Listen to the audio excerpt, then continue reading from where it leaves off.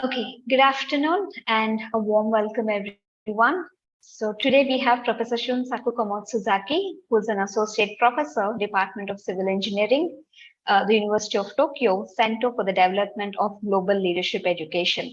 So he has done his PhD from the University of Tokyo 2012 in engineering, MA from Rutgers, the State University of New Jersey in 2005 in political science, and he holds a BE from the University of Tokyo in 2003 civil engineering. And his research interests predominantly lie in public policy framing, public-private relationship for innovation, policy process analysis of radioactive waste management, policies or disputes in the world, and case study writing of regional innovations and international projects, innovation and leadership education, etc., etc.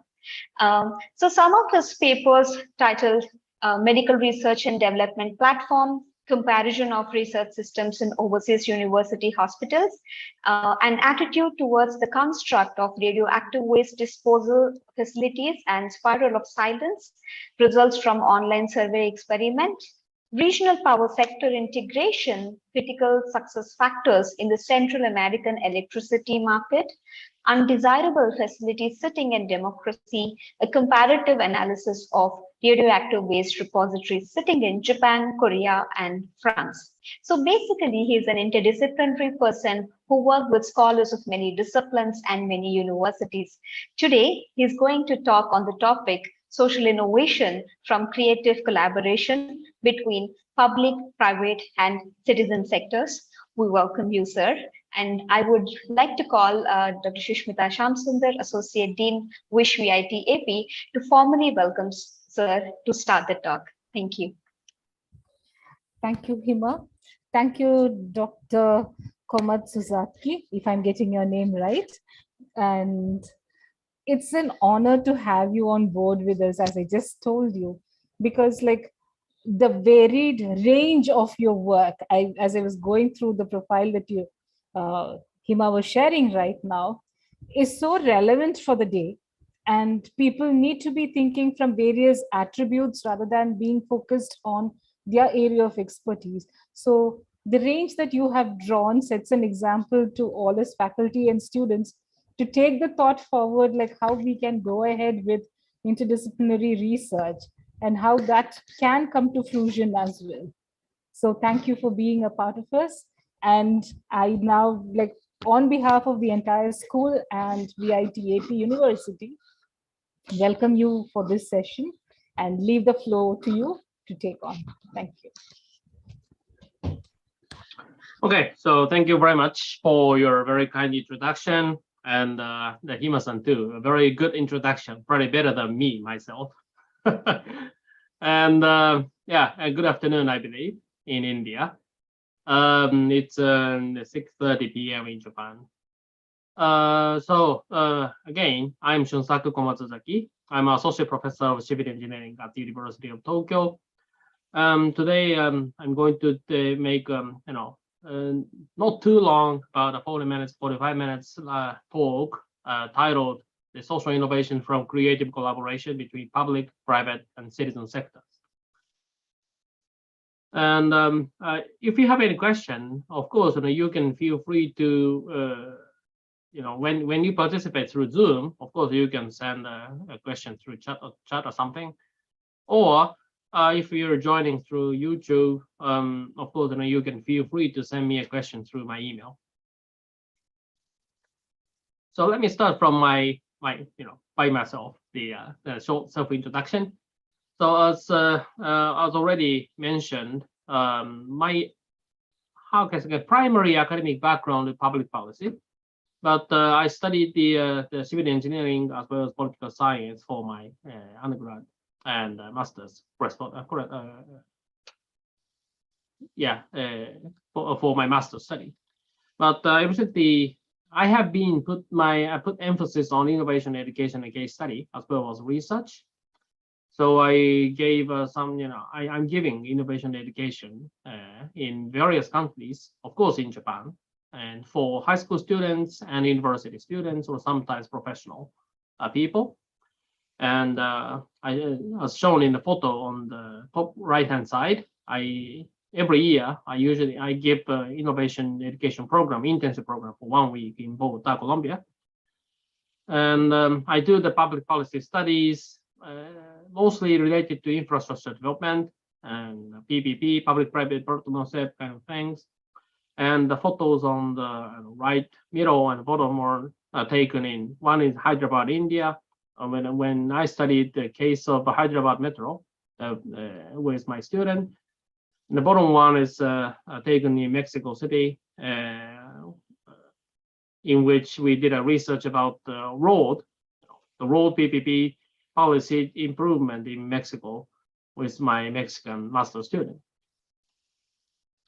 And I have been doing the research about that public-private partnership or the governance of certain social innovative infrastructure development projects.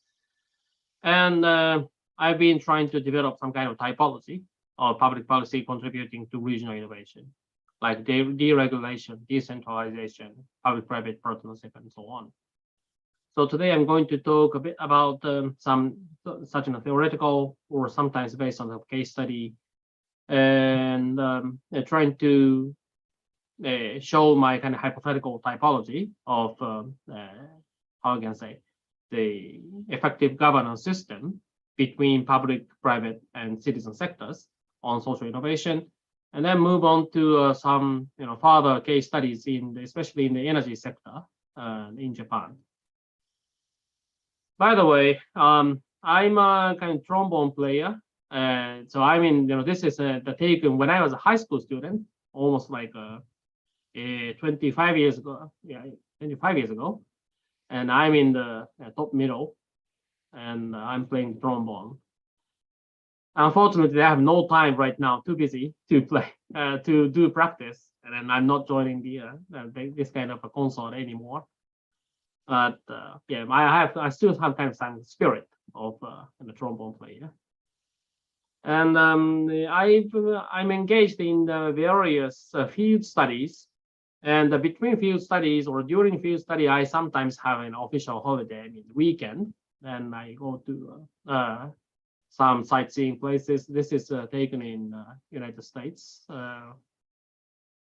and this is in Peru. I think some of you may know this is Machu Picchu, and I came here during my really field study in Peru, and I stayed in Peru for about 10 days to do some study about the international highway project funded by a private company between Peru and Brazil. And this is in July. I think this is 7 years ago in Argentina, and this is the top of the glacier in the very south of Argentina. But I also did some research in Chile and Argentina for about the PPP project, the international PPP project.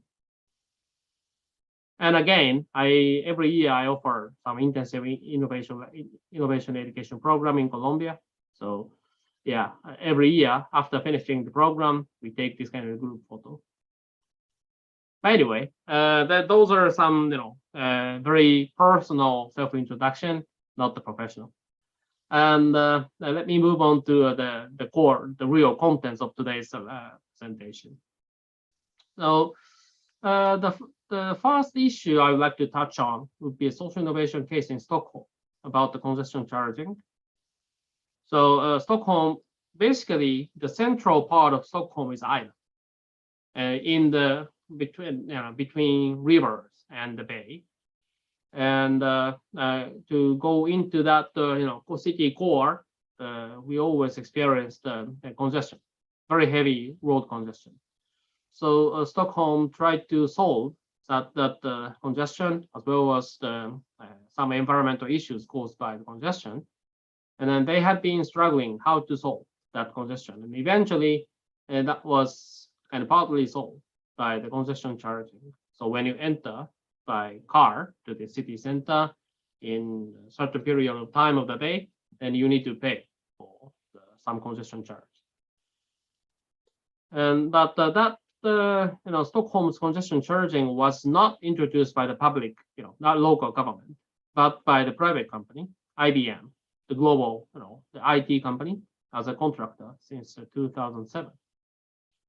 So at the beginning, before, when the project was kind of initially announced in September 2005, I would say majority was opposed to the project.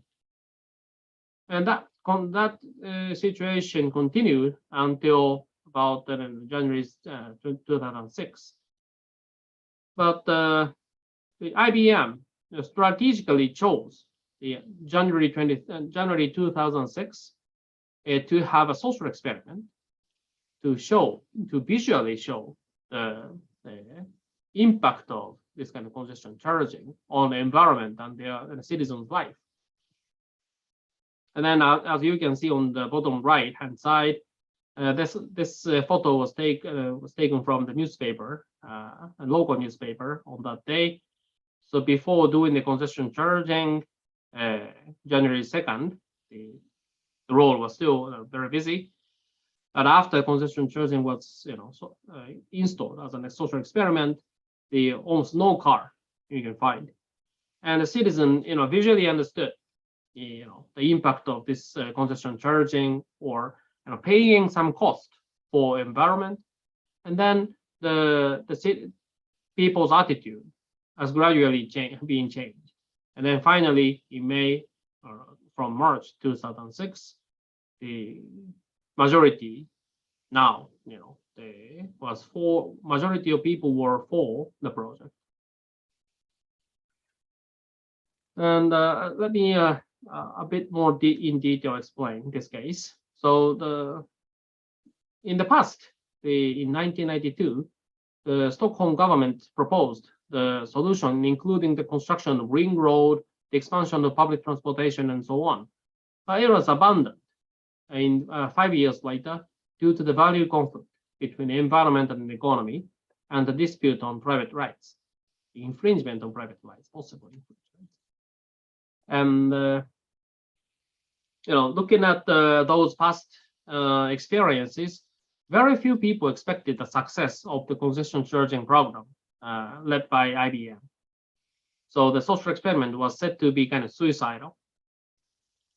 But the program and the social experiment clearly showed the impact to the people, and behavioral change actually happened.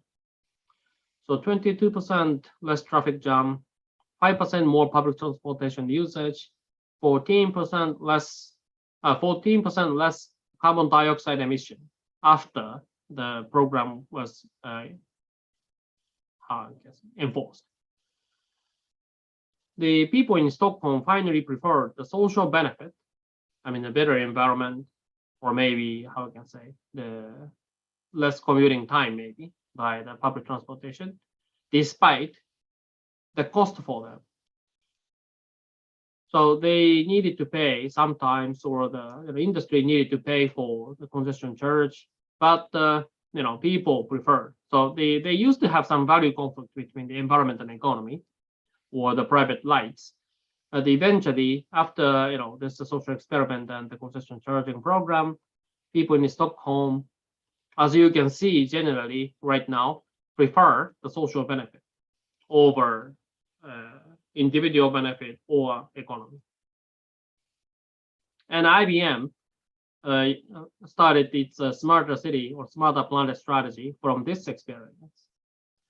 Even in IBM, within the IBM, the executives and the other experts didn't believe the success of this very, challenging program in Stockholm. But a few experts in transportation engineering, as well as business, initiated the idea of this congestion charging program in Stockholm, and they persuaded the executive in IBM in the Nordic countries. And then they got some permission to do this kind of experimental challenging program. But that small challenging program was successful, and then became the starting point for the larger context. IBM to endeavor it's the much bigger strategy for smarter city, smart city projects in the world. So based on this case study, I would personally, this is not the theoretical decision definition, but I personally define social innovation as a new service, product, or social system to solve a social problem and or vitalize or revitalize a city community by changing people's attitude and or behavior. The most important part would be the changing people's attitude and or behavior. So the social innovation should be something to change people's attitude or behavior, which may not be changed without this kind of social innovation. As you can see, in the case of Stockholm, people were kind of stuck in some value conflict between environment and economy, which can be seen in many cases. But the social innovation project by IBM, they kind of overcome such a value conflict and then change their behavior. So the social innovation should involve this kind of a behavioral change based on innovative mechanism. And maybe no need to tell, but there will be a lot of issues, important things to be told about the social innovation. So there are a lot of urgent social problems, aging in Japan, aging, depopulation, and in many countries, pollution, crime, traffic jam, climate change, and so on and so forth. But the government, both in the national or local governments, cannot always solve those problems by public project, public policy, and which is often costly.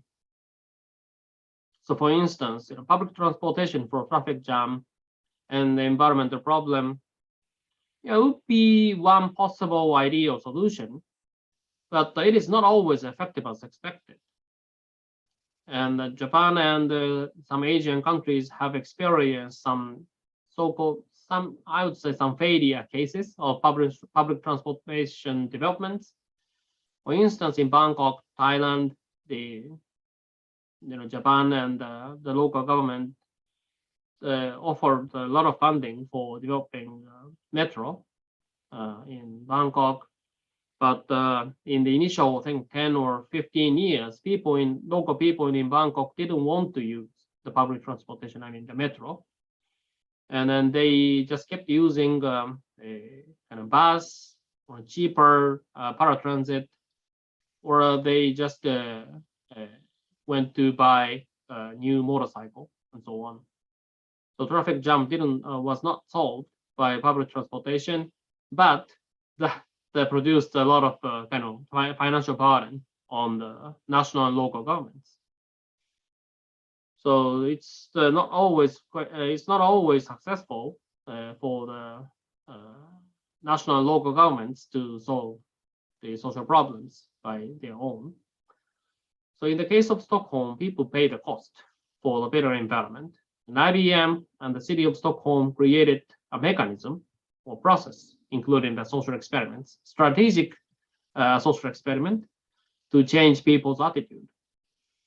And in Japan, we have shrinking regions that acutely need social innovation. We call it regional innovation for survival. And those in the shrinking regions is quite difficult for the local governments without both in the financial or the human resources. I think it's quite difficult to address the many social issues, maybe more social issues than the urban areas. It's quite difficult. So the social innovation needs some kind of collaboration. So how to produce social innovation? That's a key question at this point. So as I just suggested, one key would be a collaboration between the public, private, and citizen sectors, because it's quite difficult for only national and local governments to effectively address the social problems. So the collaboration would be one of the keys. Another thing would be knowledge about the methodologies of innovation. And that is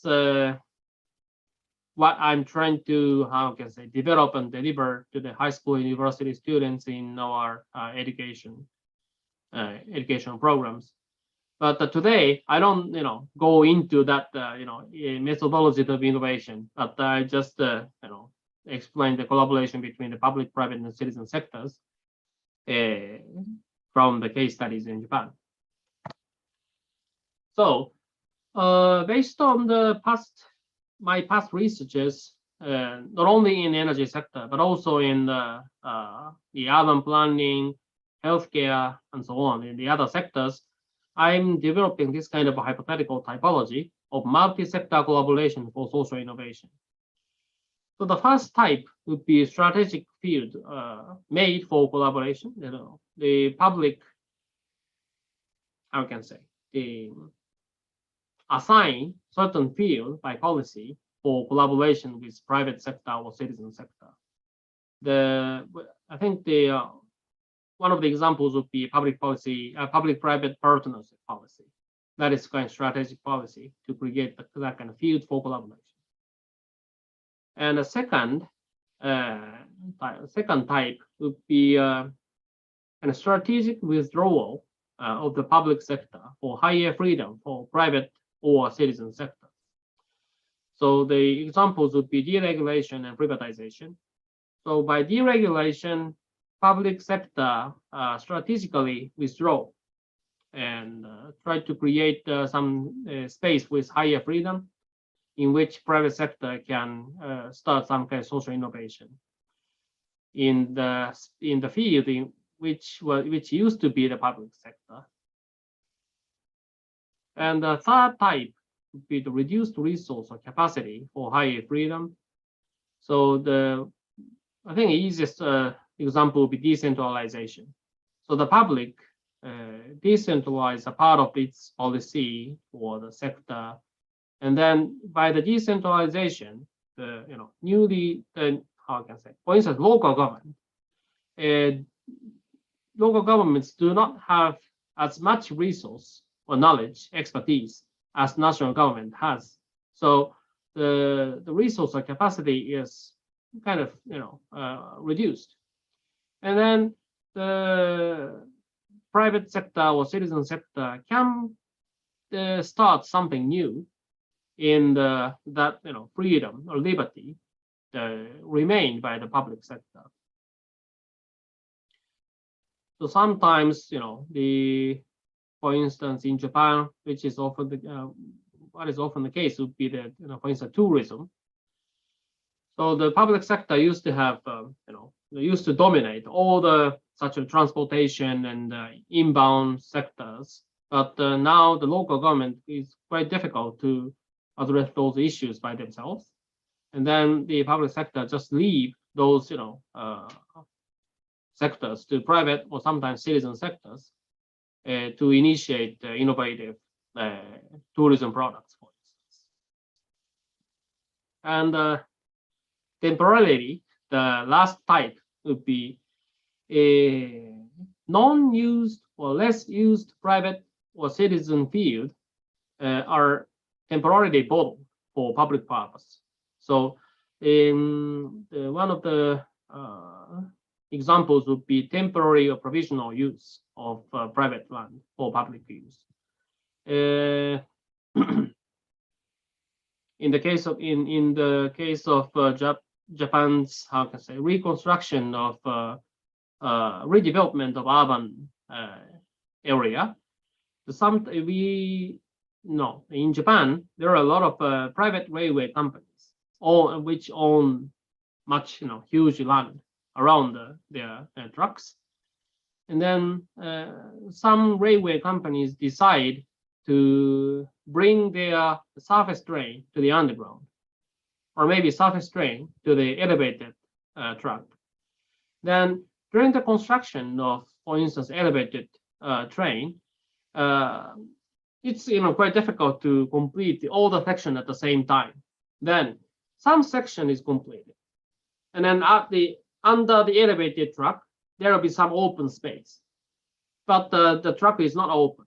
So the other sectors are still under construction.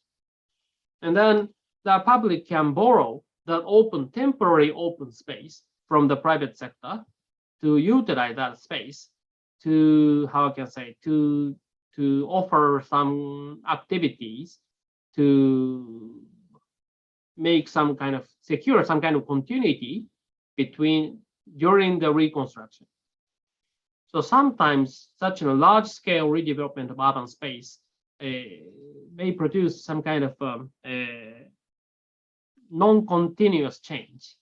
I can say it's quite difficult to explain, but sometimes sudden gentrification, for instance, due to sudden rise of land price, the people who used to live or who used to come to that area cannot enter that area due to the high land price, and unwanted gentrification goes on. But they're utilizing that temporary open space for public purpose, to make some continuity and try to mitigate such a sudden change. Then the urban planning for after the reconstruction could be more socially accepted.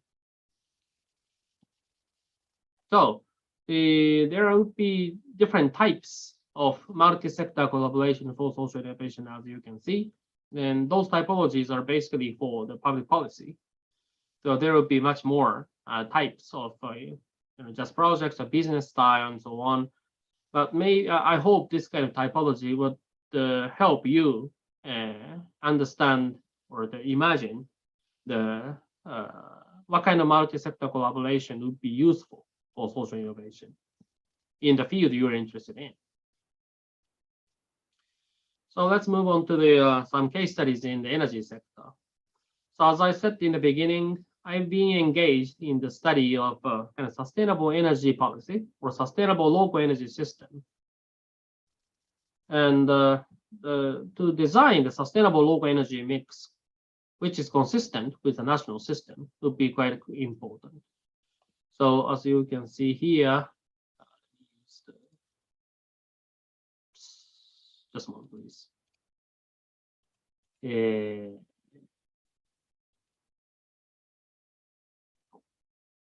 Anyway.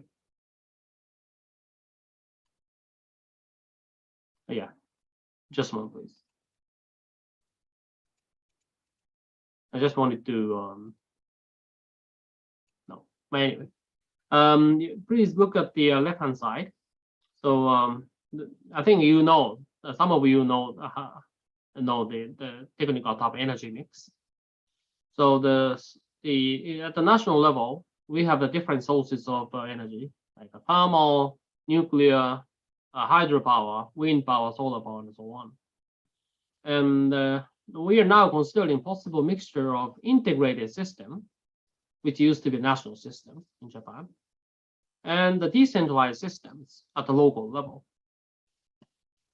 And this decentralized systems would be kind of operated by different types of operators, like local government, citizens, local industry, or outside private players.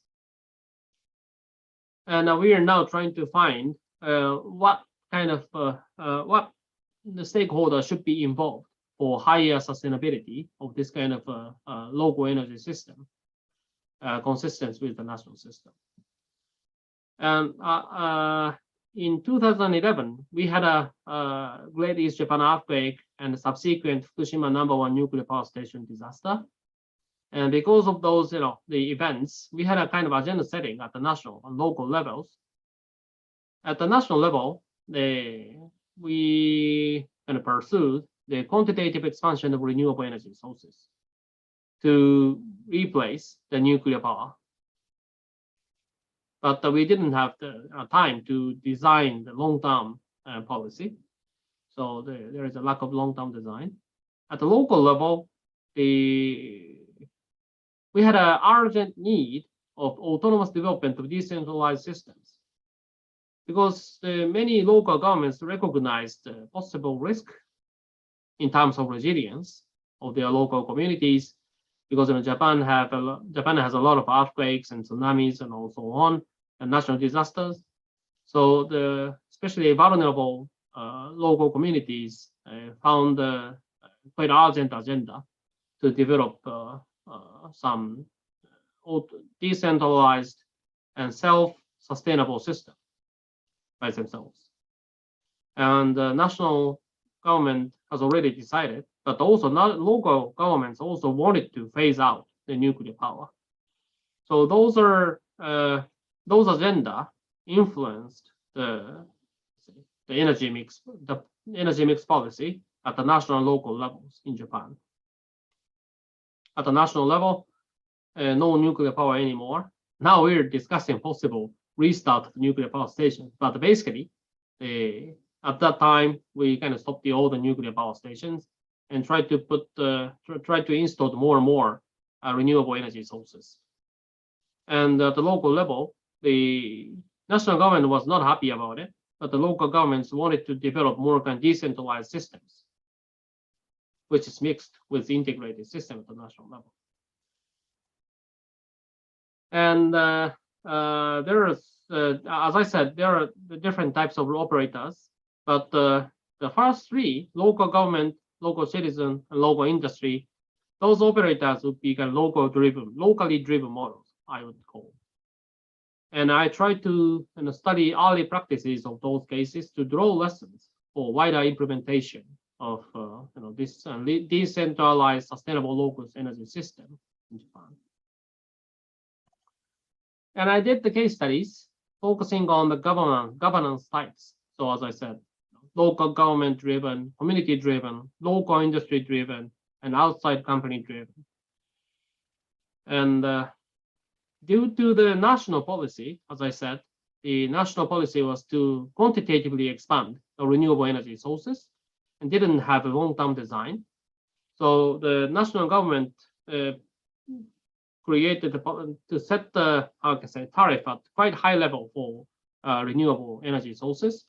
And the larger companies like SoftBank, Rakuten, and so on, those are the Japanese IT giants, immediately enter the renewable energy field and then develop quite huge solar farms and so on. So the I would say most renewable energy sources in Japan have been produced by this kind of outside or national level companies. So there are not many cases of the local government or community or local industry led renewable energy systems in Japan. But I found the cases and then did the case studies to draw lessons. So in the first case would be Higashimatsushima, Miyagi Prefecture, led by local government mainly and community. And the second case was is Nakanojo in Gunma Prefecture, which is led by local government, which is closely tied with the nationally, how I can say, influential politicians.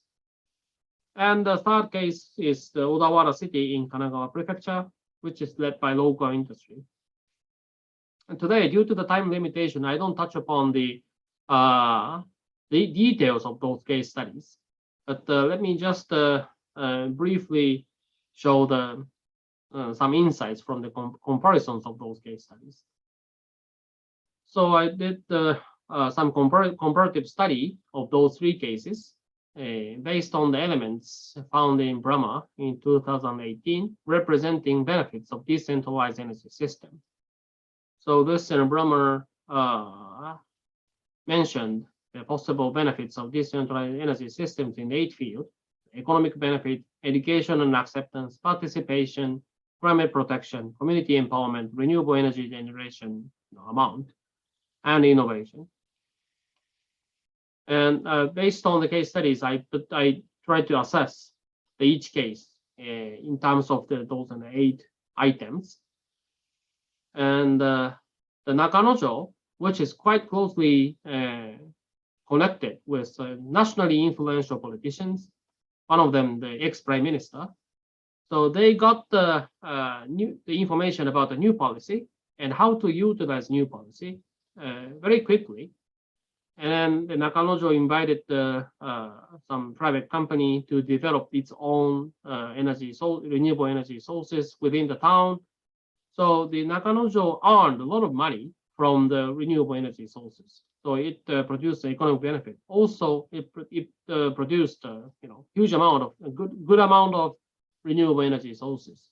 So in that sense, the case of Nakanojo was quite successful.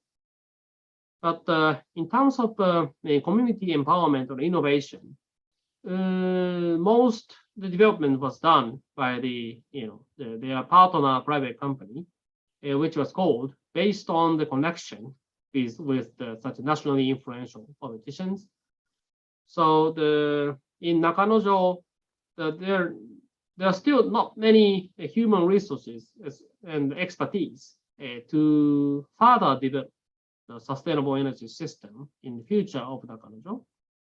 So in that sense, they are currently at a very good status, especially in the economic benefit and the amount of renewable energy. But in terms of innovation, community empowerment, participation, and so on, they have a lot of issues to be addressed. And the second one in Higashi Matsushima, which was actually severely damaged by the tsunami in 2011, and they decided to develop the renewable energy-based local energy system based on the dialogue between the citizens affected by tsunami and the local government, especially the mayor. So in that sense, they have a quite good participation as well as a community empowerment through the discussion about what kind of renewable energy, decentralized, self-sustainable system to be developed. But they actually lack the expertise, the involvement of experts in energy, business, policy, and so on.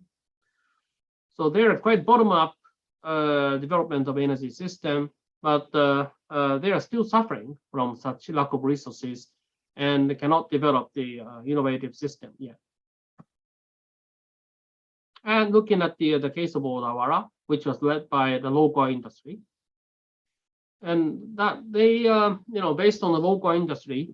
So through the local industry, I will explain later, but they have another type of good community empowerment and also some kind of participation. And because of the involvement of private companies, utilizing their own business expertise, they are now developing various innovative projects like electric car sharing or the new tourism using renewable energy, or supporting a local professional soccer team with the citizens with the customers of this renewable energy local system. So there are quite interesting innovation cases in Odawara case. So let's look into the governance system of the Odawara, this local industry-driven energy system. So in what way the sustainability of this local industry-driven system is improved or is enhanced? So local government creates some policies supporting the local companies to develop this kind of a local energy system. And local companies sponsor the operating company of local energy system. And that operator produces the power by its own energy sources. And then that electricity is sold to the customer, local customers. And local customers pay the tariff to the operator. And the operator just, how I can say, give the share to the local companies, its sponsors. At the same time, the tariff income to the operator is partially utilized for the local contributions. So in the local community, get some, how can I say, a contribution from the operator of the local energy system to address the local issues. For instance, with that money, the local community developed how can I say, some kind of cafeteria for children in the relatively low-income households. And those kids come to that cafeteria to get lunch or dinner, and also some communication with with their friends or some adults. So it's a kind of social support for the low-income children. And that system was produced by this local energy operator with local community, utilizing the income from the this tariff. So by this local contribution, local community has increased the trust or the acceptance of this local operator of energy system, and also put the loyalty, have higher loyalty to the local sponsoring local companies. So by doing this, even in the shrinking community, local companies can survive based on the increased loyalty of the local community customers. And the local community customers have increased trust and acceptance of the operator and become consumers of this local operators. So there is kind of reciprocal relationship between operator and sponsors and local community for the higher sustainability of the project. So this, the reciprocal relationship was produced by the, strategic involvement of the local industry, rather than just, local government driven or community driven. So the local industry was kind of media to develop this kind of reciprocal relationship between the operator and the local community through the, royalty, such as a psychological factor. So let me not this is a conclusion, but let me finish my presentation by suggesting some lessons from those case studies. So those are related to possible mechanisms for the higher sustainability of social innovation. So one and the most important thing would be the multi-stakeholder involvement. And as you have already seen in the case studies, the sustainable energy policy and the sustainable local economy, the role of local industry to create a win-win mechanism, reciprocal mechanism among stakeholders, including local community, was quite important.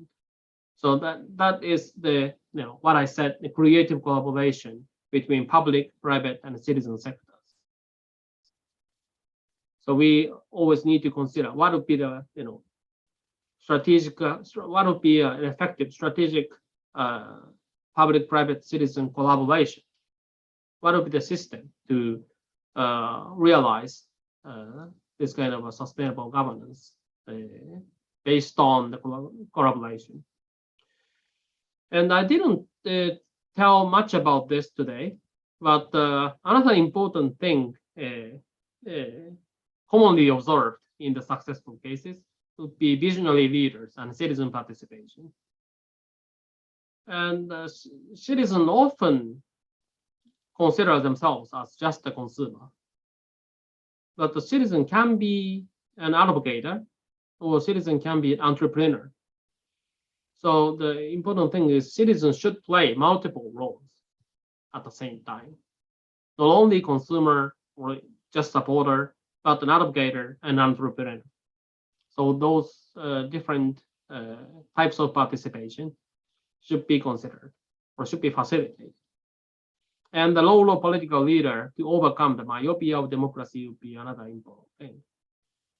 So when, as I said at the beginning, there will always be some value conflict between the long-term social good, social benefit like the environment, and more kind of short-sighted, benefits like the economy and so on.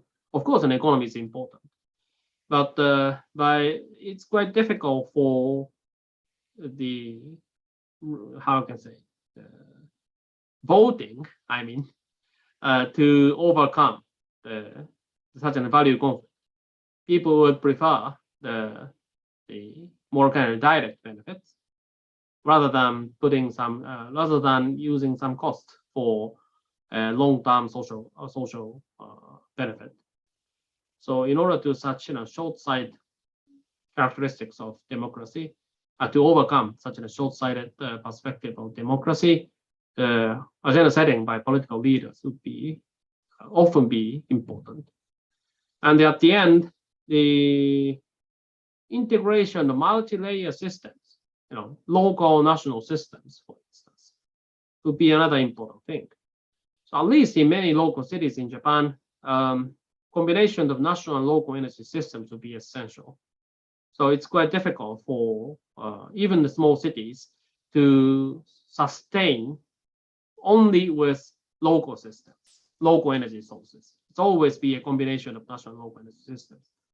So there should be some kind of practical policy argument in both technical and administrative aspects for considering just the appropriate integration of national and local systems. I think it is quite important. So this multi-layer perspective would be another important thing to consider, the higher sustainability of social innovation. Okay, so I think that's basically all. It's about the 45 minutes right now. So we still have about 15 minutes or so, right, Ima-san, for Yes. Q&A. Yeah. So that's basically all. So thank you very much. And I hope you enjoyed. And then we can enjoy some discussion after this. Thank you so much, Sensei. That was a really interesting case study that you've discussed, and some interesting points with regard to energy utilization and all, and cooperation that has to be there. It was wonderful hearing your research. Now we leave the floor open for Q&A if somebody has any questions.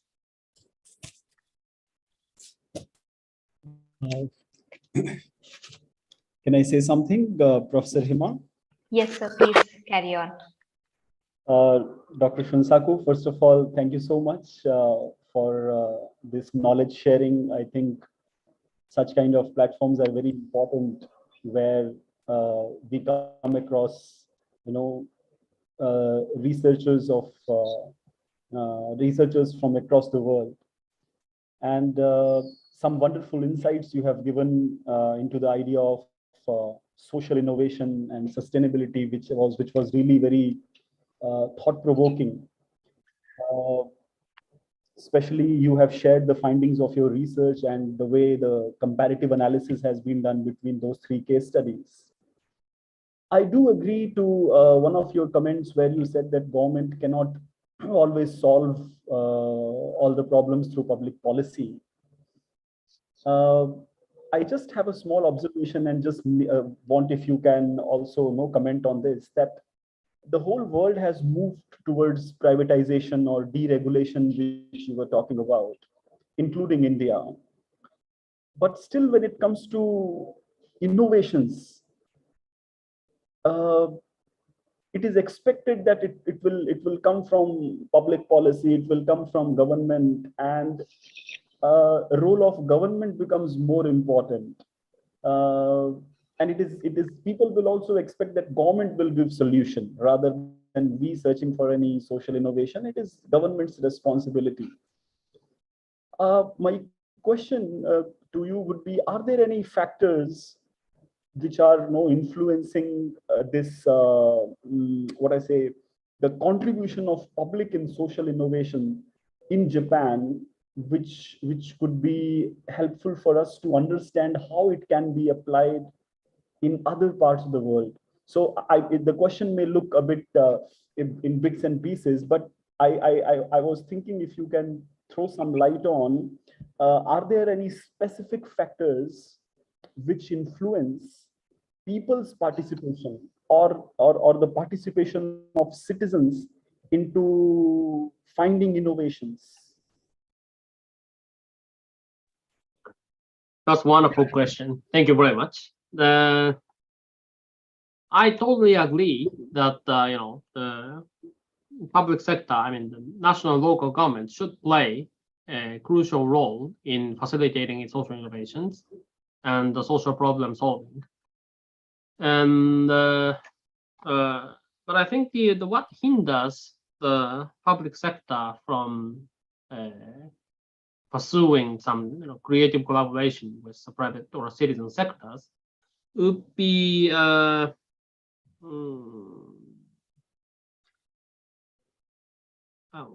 I can say, one thing is kind of psychological, or the lack of agenda setting, I would say. So in the successful cases in Japan, there always be some kind of agenda set by, often set by external factors, like the, for instance, the disaster.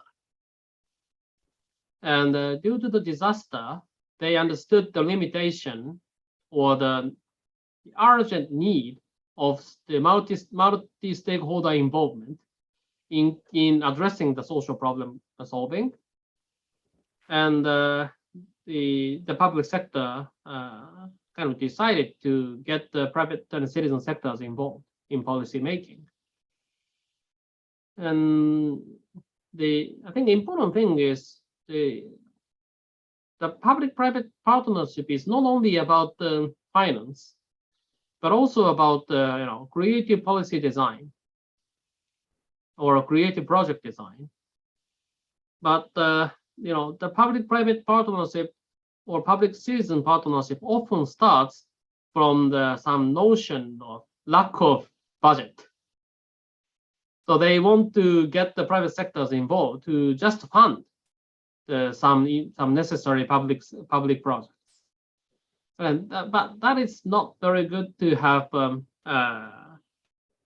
effective collaboration between public and public-private citizen sectors collaborations. And compared to those, finance-led collaboration, I can say I don't want to say the disaster-led, but such a crisis-led cases, the public sector really, from their really urgent recognition of problem or needs, they asked the private sectors or citizen sectors to get involved in the policy design. So I think that would be a big difference between just starting from the need of budget, but starting from the urgent need for social problem solving based on the agenda set by the crisis. I think that will be a quite big difference. That's what I observed in the case of Japan. So that crisis is not only about the natural disaster, but also about 20 years ago, Japanese government asked the local governments to merge with other surrounding municipalities for higher efficiency. So rather than having the smaller municipalities, the national government wanted to have to merge smaller municipalities into larger one. So integration of local governments. But some local municipalities were not successful in finding partners, and they had a quite serious recognition of crisis. And in some of those, the remaining local municipalities, they really developed the quite interesting social innovation cases in Japan. And they found that they have no way to produce such a social innovation only by the local government. So they just try to find anyone who can help them. So the private sector, local community, experts outside, whoever. And then some of them really could find good solutions, which is not found in the other larger communities. So anyway, so that kind of agenda setting among the local government set by some kind of crisis or recognition of crisis would be one of the keys to facilitate the effective public-private or public-private citizen collaboration. Do I answer to your question? Oh, yes, I think it was very. I mean, again, it has given food for thought. On this, whether when we create an agenda based upon crisis or based upon an ongoing problem, there how can we bring people together to come for social innovations? I was just trying to understand, is it possible for social issues as well as economic issues as well as some other issues? I mean, if we look in our neighborhood, we talk about Sri Lanka present crisis situation. In such economic crisis situation, is there a possibility of public-private partnership, coming up with some solutions and all. But definitely your answer has given food for thought to me. Thank you so much for that. Well, thank you very much for your very good question. Thanks. Thank you, sir. Anybody else has any questions?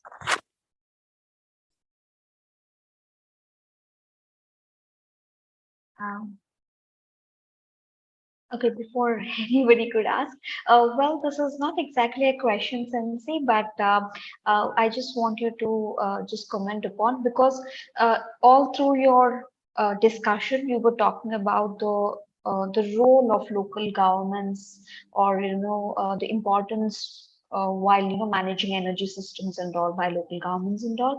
But if we try and see the South Asian scenario, especially with regard to energy cooperation and all, some scholars have critically mentioned about the intra and inter-country disputes that are leading to both security and the projects just remaining half done, things like that. So can you just throw some light on it? So you mean more kind of collaboration between the countries? Like how the importance of just the importance of local government participation is very much needed, yes, as you rightly mentioned, but can you comment on how the inter-country or intra-country relations kind of spoil the working condition of a social innovation or a project that a lot of scholars try to try and note it? There are two cases which could be related to your question. One case is Higashi Matsushima case. So as I said, the local energy, renewable energy based local energy system in Higashi Matsushima. And the people and the mayor and the citizen group in Higashi Matsushima after the tsunami disaster, they recognize the need of the development of such locally led energy system. And then they did some kind of research about the existing cases of such a local government or locally sustainable energy system. And they found some case in Denmark, I think, and Danish local system. And then they went to the Denmark to visit that small town, and asked the mayor of the town to come to Higashi Matsushima to tell their the practice and the reality. So there has some kind of policy knowledge transfer from Danish local government to Japan's local government. So there is a kind of direct connection between the local governments beyond the national boundary to transfer the policy knowledge. That is one thing. So of course, the success or failure of in some sense, success or failure of the public policy to be totally context dependent, and the context in Japan and in Denmark could be totally different, I guess. But still, we always need some kind of initial idea to develop the solution, and in what way to get such initial idea. That one way would be such a policy transfer or the lessons learned from the cases in the other countries. And in that way, in that sense, I think Higashi Matsushima would be a good case of such a policy transfer between the local governments in different countries. That is one thing. The other thing is we call some kind of bias breaking experience. So it's in many cases of local communities, it's quite difficult to create some kind of valuable thing within their context. For instance, in Japan, there are many shrinking communities in the mountain or some coastal areas, but I think it's quite difficult to find economically competitive products in those places, because those places will be quite similar in the Japanese perspective, and it's very difficult to find its own unique value of those local communities. But some local communities in Japan successfully found that kind of the unique values of the local communities by connecting their communities with the global context rather than the national or the local context. So they invite the people from totally different contexts, the very far countries and so on, through some national policy. For instance, we have artist in residence program. So the local governments invite the artists from the different countries, and those artists identified the values that had not been found by the local people. Mm. And then that value or found, or how can re-identify the value of local communities become the key, how I can say, key to produce more kind of attractive goods and services of local community to the wider customers. Mhm. So some local municipalities in Japan succeeded to having more and more inbound visitors from the foreign countries, rather than having inbound within the country, by connecting its municipality directly with the global context, and by breaking some kind of bias of the local context. So I think the direct connection of the local municipalities beyond the national boundary should have such kind of benefits. Right. Thank you. Thank you so much. Mhm. So, okay, I think it is 4. So, if anybody has any questions and all, they will write to you, sir. But now I would request our Dean of Social Sciences and Humanities School, Dr. Rajneesh Mishra, to formally thank you. Sir, Uh, please. Thank you so much, Professor Shunsaku. It was really great to listen to you. In future also, I would be very happy if we can collaborate and we can keep the deliberations open. And whenever we get an opportunity for any platform of knowledge sharing, maybe a conference, maybe a seminar, I would be very happy to remain connected with you.